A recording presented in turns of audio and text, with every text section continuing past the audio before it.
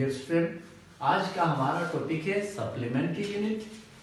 जो last time हमने system international पढ़ा था स्टूडेंट, उसमें हमने देखा था कि एसआई सिस्टम यूनिट को 3 हिस्सों में डिवाइड करता है। एक हिस्से का नाम है बेस यूनिट, दूसरे टाइप को हम कह रहे थे स्टूडेंट ड्राइव यूनिट, और तीसरा जो हिस्सा 1960 में इंटरनेशनल कमेटी ने जो बनाया था उसका नाम था supplementary unit. Supplementary unit student, ये दोनों यूनिट्स हमने लास्ट लेक्चर में स्टडी किए थे। अब इन दोनों यूनिट के अंदर हमें कहीं पे भी थीटा नजर नहीं आया। थीटा का मतलब होता है स्टूडेंट ज्योमेट्रिकल क्वांटिटीज। जहां पे थीटा बनता है मत मीन्स कि वो कोई ज्योमेट्रिकल क्वांटिटीज है। तो इसका मतलब ये कि थीटा को न तो बेस यूनिट डिस्क्राइब कर सकता है न ड्राइव यूनिट डिस्क्राइब कर सकता है। इनमें से कोई सा भी यूनिट जो मैं थीटा को डिस्क्राइब नहीं कर सकते। तो इसलिए क्या किया सिस्टम इंटरनेशनल ने एक ऐसा यूनिट बनाया जो जिसके अंदर सिर्फ ज्योमेट्रिकल क्वांटिटीज डिस्क्राइब होते थे। उस हिस्से को नाम रखा सप्लीमेंट्री यूनिट। तो अब हम डिफाइन किस तरह करेंगे स्टूडेंट? सप्लीमेंट्री यूनिट को डिफाइन यूं करेंगे कि वो यूनिट जो क्या करे, ज्योमेट्रिकल क्वांटिटीज को डिस्क्राइब करता है, उसे सप्लीमेंट्री यूनिट कहते हैं। तो किस तरह लिखेंगे? The unit which describe geometrical quantities is called supplementary unit. तो ये सप्लीमेंट्री यूनिट को क्या किया है? सप्लीमेंट्री यूनिट के अंदर दो प्योरली ज्योमेट्रिकल यूनिट इस्तेमाल होते हैं। दो प्योरली ज्योमेट्रिकल यूनिट इस्तेमाल होते हैं जिनमें एक का नाम है स्टूडेंट रेडियन और दूसरे को हम क्या कहते हैं? स्टेरेडियन। तो रेडियन का शॉर्ट फॉर्म है आरडी और स्टेरेडियन को हम एसआर से डिनोट करते हैं। तो पहले ये समझते हैं कि स्टूडेंट हमारे पास रेडियन क्या होता है। रेडियन को हम समझेंगे। रेडियन किस तरह समझेंगे? अब स्टूडेंट रेडियन को हम समझते हैं। तो पहले डिस्कस करते हैं कि रेडियन क्या है। अब स्टूडेंट थीटा हमने डिस्कस किया। थीटा के 2 यूनिट इस्तेमाल होंगे। यहाँ पे एक होगा रेडियन और दूसरा होगा स्टेरेडियन। थीटा के 2 यूनिट्स है हमारे पास, एक क्या है? रेडियन है, एक स्टेरेडियन है। तो अभी डिस्कस कर रहे हैं कि स्टूडेंट ये रेडियन क्या होता है।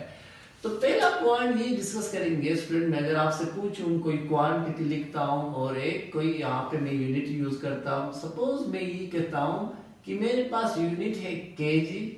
तो आप कहेंगे स्टूडेंट अगर केजी यूनिट है तो इस कोई ना कोई तो क्वांटिटी होगा। तो वो क्वांटिटी हमारे पास क्या होता है? मास। अगर केजी यूनिट है तो उसका क्वांटिटी है वो क्या है? मास है।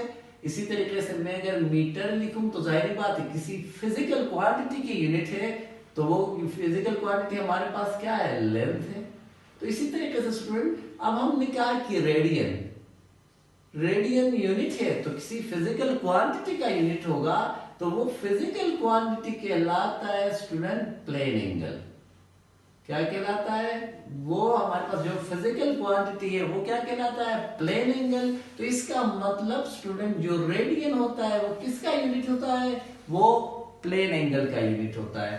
तो इसी तरीके से हमारे पास क्या है? दूसरा है स्टेरेडियन। तो स्टेरेडियन यूनिट है तो जाहिर बात है कोई किसी फिजिकल क्वांटिटी का यूनिट होगा। तो स्टेरेडियन स्टूडेंट किसका यूनिट है? वो है सॉलिड एंगल का। तो 2 बातें यहां समझ आ गए। क्या समझ आ गए? कि थीटा के 2 यूनिट्स होते हैं, एक रेडियन होता है, एक स्टेरेडियन होता है। रेडियन प्लेन एंगल का यूनिट होता है और स्टेरेडियन क्या होता है? सॉलिड एंगल का यूनिट होता है। अब समझते हैं कि स्टूडेंट ये प्लेन एंगल और सॉलिड एंगल क्या चीज है। ये दोनों प्लेन एंगल और सॉलिड एंगल को हम किस तरह डिस्क्राइब करेंगे? तो स्टूडेंट प्लेन एंगल और सॉलिड एंगल में क्या फर्क है? एक प्लेन एंगल है, एक आपके पास क्या है? सॉलिड एंगल है। प्लेन एंगल स्टूडेंट 2D होता है, 2 डायमेंशनल होता है, जिसकी आपके पास क्या होती है? एक्स एक्सिस होती है, वाई एक्सिस होती है, लेकिन जी एक्सिस नहीं होती है। इसी तरीके से सॉलिड क्या होता है स्टूडेंट? ये क्या होता है? 3D होता है। तो इसका मतलब है कि इसके अंदर एक्स वाई जी तमाम एक्सिस मौजूद होते हैं। तो हम जब भी स्टूडेंट हम कहेंगे, हम जब भी रेडियन को डिस्क्राइब करेंगे तो वहां पे हम बात करेंगे, रेडियन किसका यूनिट है? प्लेन एंगल, और प्लेन एंगल क्या है? 2D। अगर रेडियन को डिस्क्राइब करना है तो हमेशा आप बात करोगे, किस चीज की बात करोगे? आप सर्कल की बात करोगे। और इसी तरीके से आपके पास स्टेरेडियन किसकी यूनिट है? स्टेरेडियन किसकी है? Solid angle. और सॉलिड एंगल क्या है? 3D। और सॉलिड एंगल के अंदर हम हमेशा जब भी बात करेंगे तो स्फेयर की बात करेंगे। इसकी वजह ये कि स्टूडेंट सर्कल 2D होता है और स्फेयर क्या होता है? 3D होता है। अब स्टूडेंट अब हमने देखा कि सर्कल 2D में है और स्फेयर क्या है? 3D में है। जब भी आप रेडियन की बात करोगे तो सर्कल कहोगे, और जब भी स्टेरेडियन की बात करोगे तो आप स्फेयर कहोगे।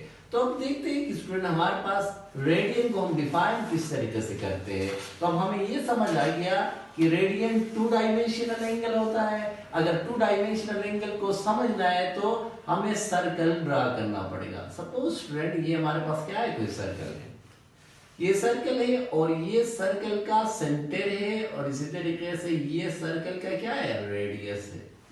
सपोज ये आपके पास सर्कल है और ये इसका रेडियस है, और इस रेडियस को मैं कह रहा हूं स्टूडेंट OA। इसको मैंने क्या नाम दिया? OA। तो एक और मैं रेडियस लेता हूं जिसका नाम मैं क्या देता हूं? OB। और बीच वाला ये जो हिस्सा है सर्कल का, इसको हम कहेंगे आर्क लेंथ। OA आपका क्या है स्टूडेंट? रेडियस है, और AB आपके पास क्या है? आर्क लेंथ है। तो अब ये सर्कल है तो इसके बीच में बनेगा स्टूडेंट एंगल थीटा। ये बनेगा एंगल थीटा। अब सवाल ये कि स्टूडेंट ये एंगल थीटा 1 रेडियन कब बनेगा? इसको हम कब ये कहेंगे कि ये 1 रेडियन है? तो स्टूडेंट ये थीटा 1 रेडियन तब होता है जब सर्कल का रेडियस मींस OA या OB, सर्कल का रेडियस और उसका आर्क लेंथ AB क्या होते हैं? लेंथ में बराबर होते हैं। तो तब बीच में बनने वाले एंगल, या किसके बीच में बनने वाले एंगल? सर्कल के बीच में बनने वाले एंगल को हम क्या कहेंगे? 1 रेडियन कहेंगे।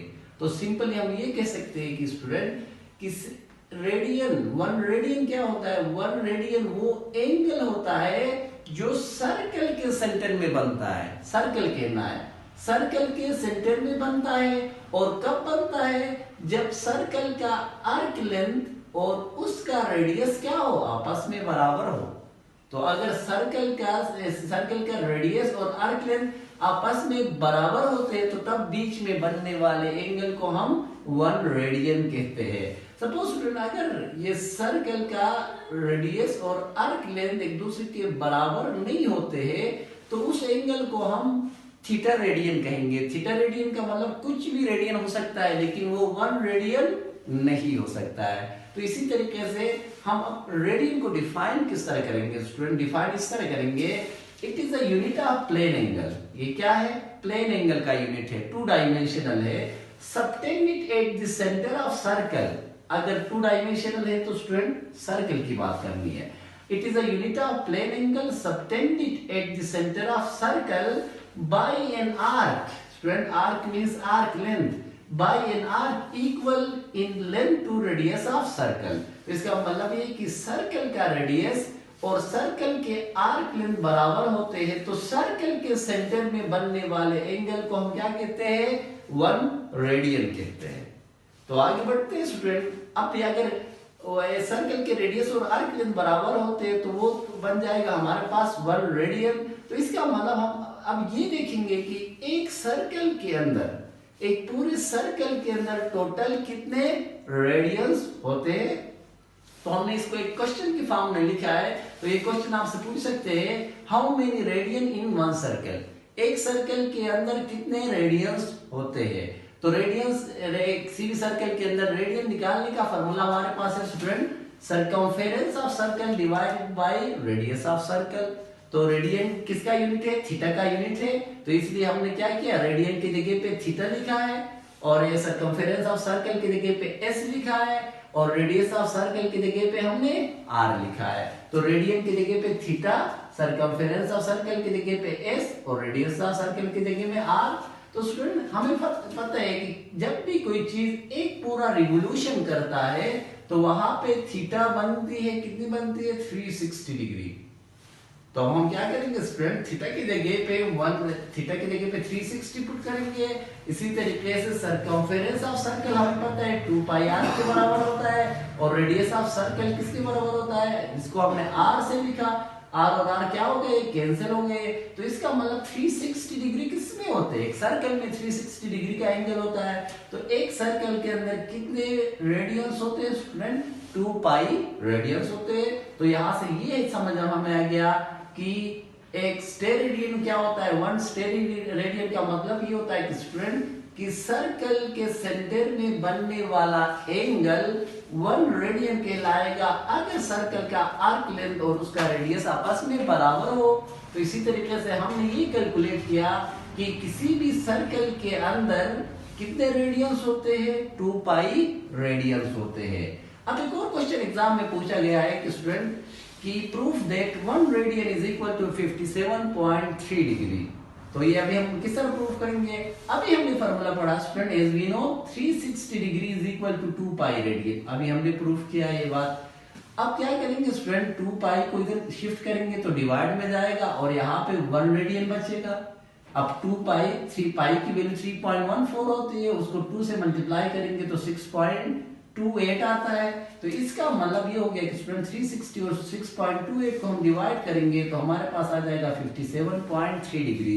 तो इसका मतलब एक रेडियन के अंदर 57.3 डिग्री होते हैं। तो यहाँ से हमें 2 बड़े अहम बातें समझ आ गए।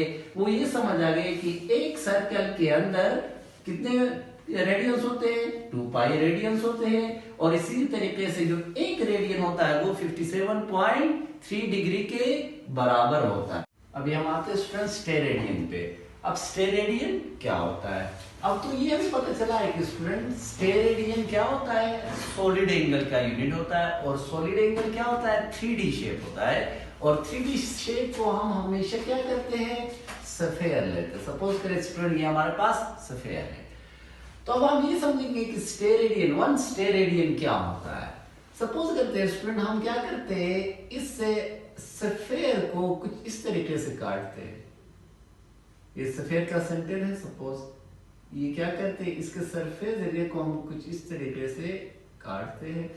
तो स्टूडेंट ये आपके पास क्या होगा, स्फीयर का रेडियस होगा, और ये भी क्या होगा, स्फीयर का रेडियस होगा, और बीच में ये जो एंगल है ये जाहिर बात है ये क्या बनेगा, थीटा बनेगा। अब सवाल ये कि स्टूडेंट ये थीटा 1 स्टेरेडियन कब बनता है, 1 स्टेरेडियन कब बनता है। तो डियर स्टूडेंट ये 1 स्टेरेडियन तब बनता है जब स्फीयर का ये सरफेस एरिया, ये जो हमारे पास स्फीयर का ये जो सरफेस एरिया है वो किसके बराबर हो स्टूडेंट, वो इस स्फीयर के रेडियस के स्क्वायर के बराबर हो। तो क्या समझ आ गया स्टूडेंट, किसी भी स्फीयर के अंदर बनने वाला एंगल 1 स्टेरेडियन होगा अगर स्फीयर का जो सरफेस एरिया है वो उसी स्फीयर के रेडियस के स्क्वायर के बराबर हो। तो किस तरह डिफाइन करेंगे, it is a unit of solid angle. 3D student, तो हम क्या करते हैं, सॉलिड एंगल यूज करेंगे। Solid angle subtended at the centre of sphere.